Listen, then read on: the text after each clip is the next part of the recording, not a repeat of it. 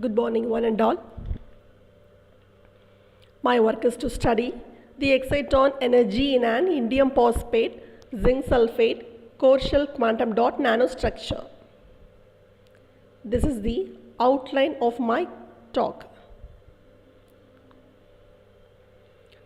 Coming on to quantum confinement, first figure represents the bulk material in which particles can move in all possible directions. Second one is quantum well in which particles can move only in two axes. Third one is quantum wire in which particles can move only in one direction.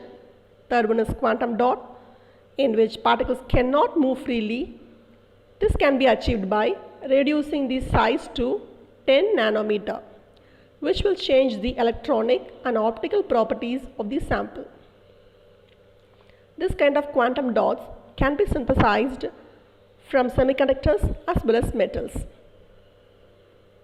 So, the band gap increases as the size of the nanostructure decreases.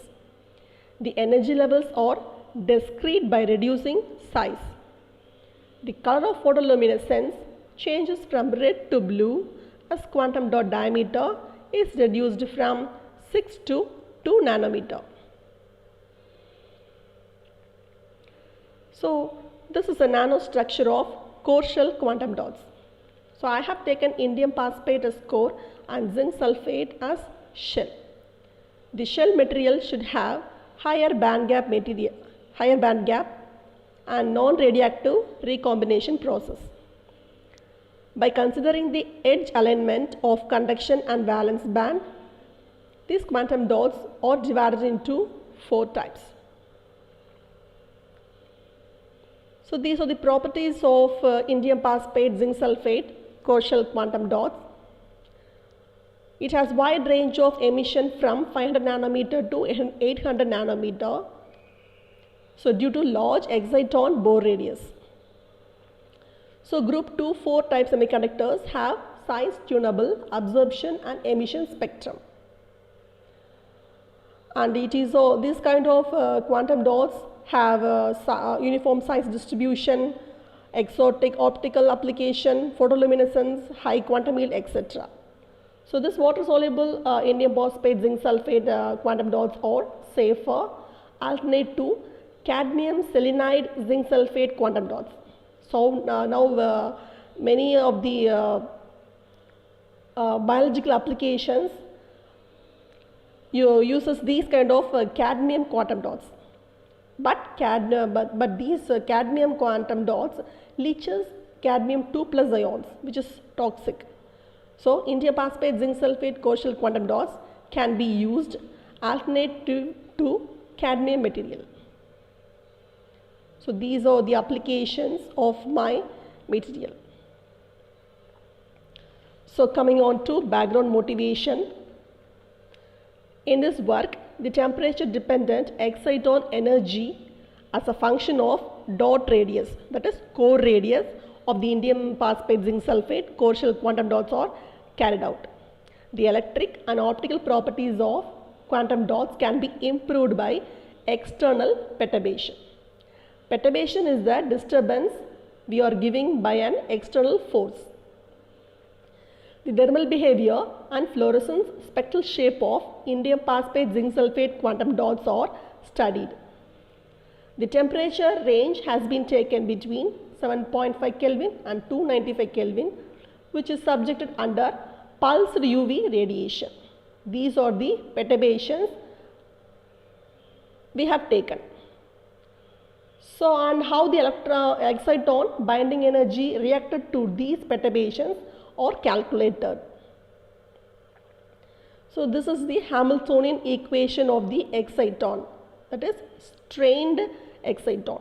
So, by applying perturbation, the excitons get strained, and the parameters in the equation